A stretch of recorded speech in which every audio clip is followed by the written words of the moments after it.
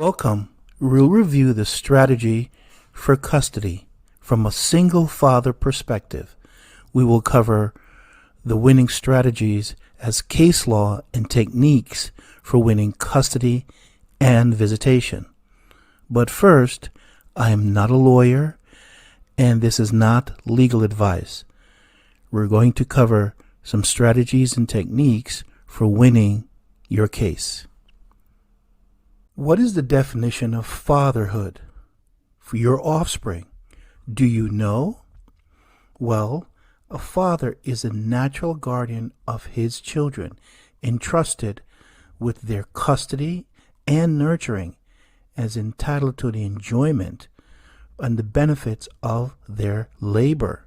In other words, it's rooted in the case law called Prime versus Foote. Battle for custody. Why? It's your offspring, correct? Well, you want to battle for custody because you want to take part in their education, school activities, sports. You also want to have weekly visits, vacations, holidays, as well as medical emergencies, prescription, and serious illness. You want to be involved in your children's life, even though you are not married to the mother or you are single. I have another video. It's called Fathers Have a Chance in the Custody Battle, whether you're single or you're married. Please review this video. Review your finances with a certified public accountant, because the battle for custody will, involve your finances. Also, you need to interview, or you have a friend who is a tax professional. Again, battle for custody involve finances, budgets. Now for a reality check. There is a new Department of Justice letter, it's called the DOJ Letter, and you can file it into your family courts case. And you can get it at childsupport.newsendler.com. Hello, my name is Chris, and in this session we will review the battle for custody, a single father's guide to child support and visitation. I am not an attorney, and this is not legal advice, but I give you the basic premise or case law about child support. Let's get started. You can also listen to us on our podcast. We're available on all the major podcasts, Spotify, Apple, and Google. Also, we ask for a donation. Yes, we are asking for a donation. All this research that we're providing, it takes time and energy, and we're just asking for a small compensation just to keep our channel going. And if you have as small as a $5 Cash App, we're welcome. We're asking for a $25 gift donation, but again, any amount will be accepted. You can download our app where we have all of our videos and downloads, and it's available at childsupport.newsendler.com. The battle for custody and the battle for child support are two distinct processes. Like, for instance, in Texas, they want you to go to child support because they make money at it, but they don't tell you that it's a custody battle. And what they do is they steer you towards child support in many of the states, such as California, Indiana, Wisconsin, because why? They make their money. But child support and battle for custody are separate. We have a video called Child Support or Custody or Visitation. Please review that video. We describe what is child support and what is visitation and custody. So in the battle for custody, we are making a distinction. Child support. Child support, the official name is the Office of Child Support Enforcement, and the statute is 45 CFR 303.1, which is called a single and separate unit, and it's in the Department of Health. So how does child support gets enforcement? They installed what is called the Child Support Agency, and that statute is 45 CFR 302.34. What they do is they hire attorneys in which to either charge you or sue you for child support. And this is what they do. They rent spaces in the family court. So you're thinking that, well, I'm in the court building, but the actuality is they're renting space in the court building. This is how they mask, or I said they appear that if you are in court, but you're in child support agency.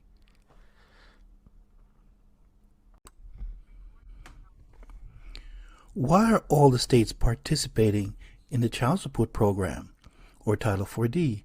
Because the federal government pays each state what is called the incentive pool, which is 42 USC 658.A, the incentive pool. For fiscal year 2024, the incentive payment pool is established at a total of $713 million. This pool represents the funding that will be distributed to states as financial incentives for their performance in child support enforcement programs. The incentive payment pool is designed to reward states for their effectiveness in managing child support enforcement programs, with a focus on performance, accountability, and accuracy. We have a video called Mother Did Not Put You on Child Support. It's the state put you on child support. And here's why. There's a case law called Blessing versus Freestone, which is child support has nothing to do with the mother or the child. It's a yardstick for which the secretary is involved in the program. So the mother did not put you on child support. Watch that video.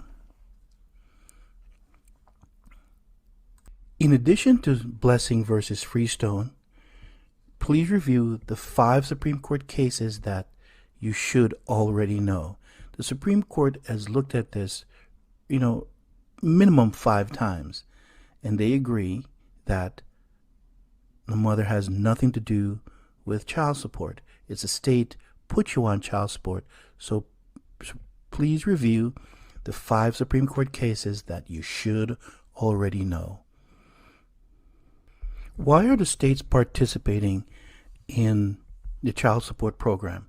Because why? They want they want the incentive pool, which is 650A. But the purpose is, in order to satisfy this program, they want to separate your children from the fathers, which is called the abandonment clause. Again, the reason why the states participate in the child support program, because they're going to satisfy the abandonment clause. Each state has what is called the abandonment clause, which is when you come to family court, they're going to steer you towards child support, but they alleged that you have abandoned your child in order to satisfy the incentive pool which the federal government provides to all 50 states. So here's the code for, a table of contents. These are Alabama, Alaska, Arizona, to name a few. I give the example of the New York law, with the abandonment, which is 260.05 non-support of a child in the second degree. That's the abandonment laws. You should know Article 1 versus Article 3, which is the judiciary. In other words, Article 1, jurisdiction, is not the part of the judiciary branch of the government, which is, and Chief Justice John Roberts Marshall says that in order to enact a law, it must be reviewed from an Article 3, which is the case law is Northern Pipeline Construction versus Marathon Oil. Why should we care about Article 1 versus Article 3? The reason is it's as a result of jurisdiction. Jurisdiction is a cornerstone of our judicial process. Without it, the courts cannot rule. We have a video called 1 and 2, and we discuss jurisdiction. This is all part of the New Deal from 1935. The program was created under the name Aid to Dependent Children, ADC, by the Social Security Act of 1935 as part of the New Deal. It was created as a means-tested entitlement which subsidized the income of families where fathers were deceased, absent, or unable to work. The federal government required authorized state discretion to determine who received aid and in what amount. In 1961, a change in the law permitted states to extend benefits to families where the father was unemployed, a measure which 25 states eventually adopted. The words "families with" were added to the name in 1962. If you're not married to the mother or you're a father, you need to go through what is called acknowledgement of paternity. This is the contract. And here's the state statute, 45 CFR 264.30. And it states that the state agency must refer the appropriate individual in the family for whom paternity and child support is being administered. This is not legal advice, but my issue is you need to establish paternity outside of the court system, outside the family court system. And again, this is not legal advice, but my suggestion, you need to do it outside of the court.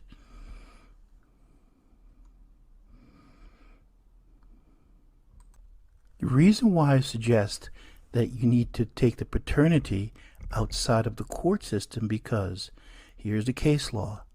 The sole purpose of paternity proceedings was to establish the father's obligation to pay support.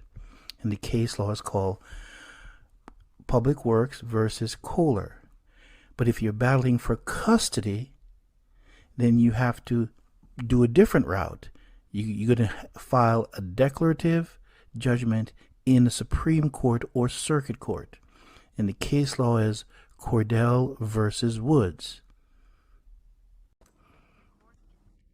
If you are not familiar with the history of child support, preview that video. If the mother is on welfare or any government assistance, they will determine that.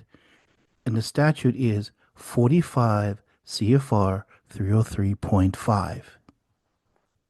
So now that you've established paternity, so the court sees you as a different category of fathers: presumed father, the alleged father, the biological father, or the legal father.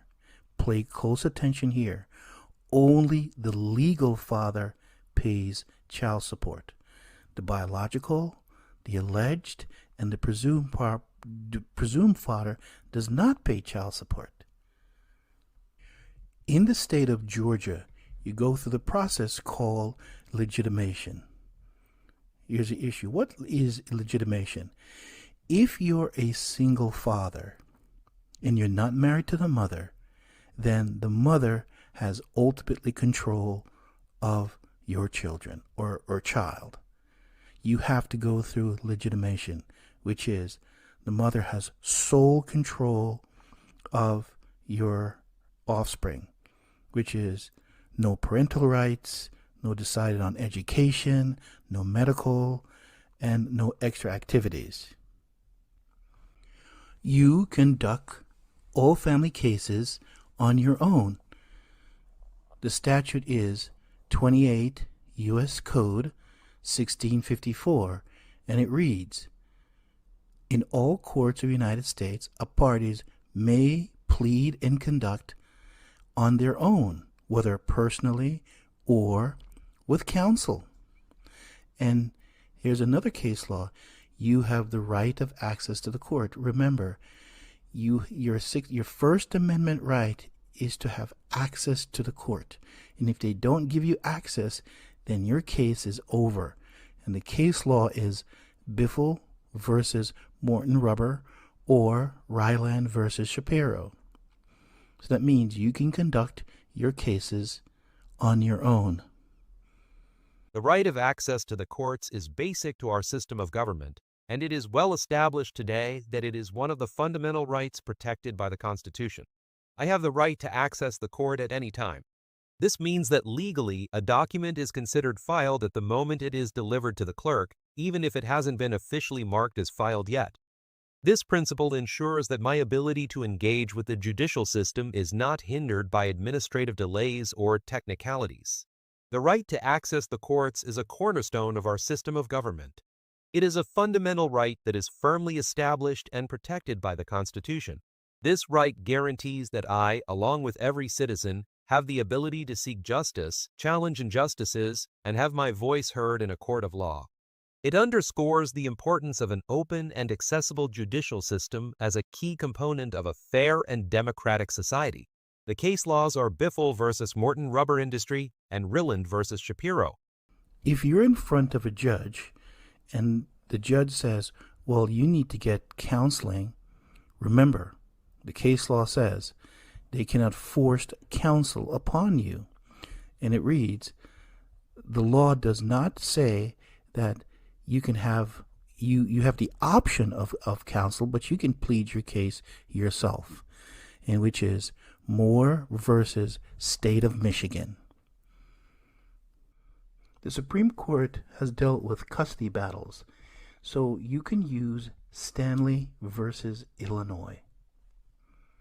In Stanley versus Illinois, the United States Supreme Court considered whether a state law presumption that unmarried fathers weren't fit guardians violated the Constitution.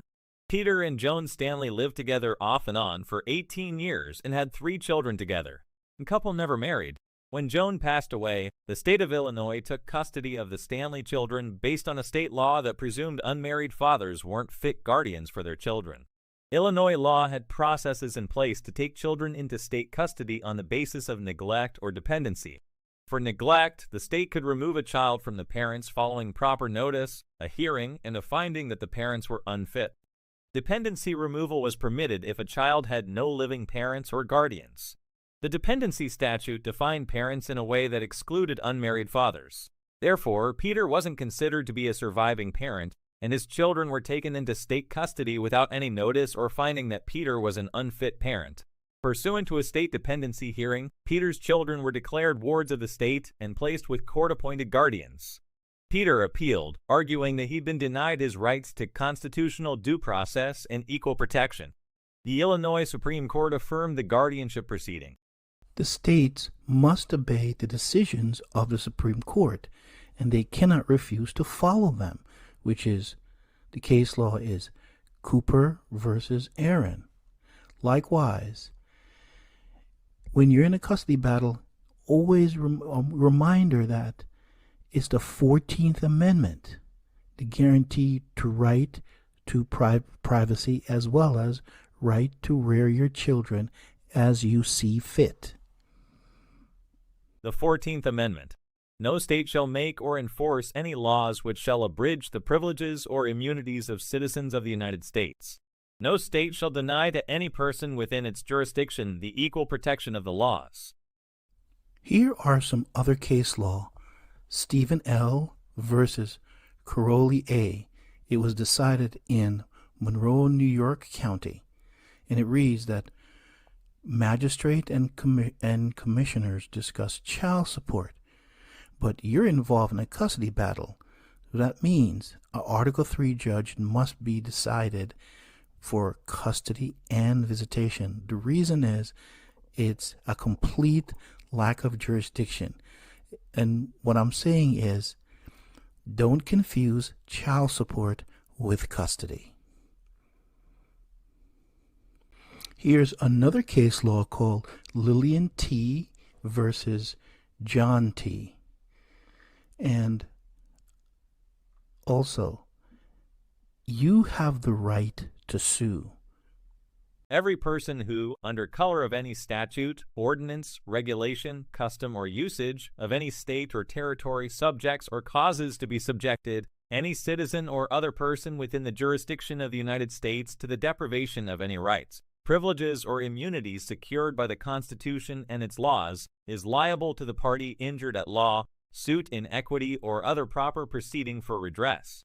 In any lawsuit brought, the plaintiff must prove that he or she has been deprived of a right secured by the Constitution and laws, and secondly, that the defendant was acting under color of any state law. Absolute provides legal protection to judges, prosecutors, legislators, and some executive officials for actions committed in their official duties without malice or corrupt motives. Absolute immunity protects these individuals from both criminal prosecution and civil lawsuits. Qualified protects a government official from lawsuits alleging that the official violated a plaintiff's rights, only allowing suits where officials violated clearly established law. The plaintiff must prove 1. That he or she has been deprived of a right secured by the Constitution and laws, and 2. That the defendant was acting under color of any state law. When battling for custody and visitation is very, very complex, but I hope in this video I at least give you the basics so that you can plead your case yourself or with counsel. Now, you can schedule a consultation. If you have any questions or comments, please feel free to email us at chrish@289.protonmail.com. Please like and subscribe to our YouTube channel and press the notification bell. We conduct research and we provide the appropriate material for this topic. Also, we're asking for a $25 gift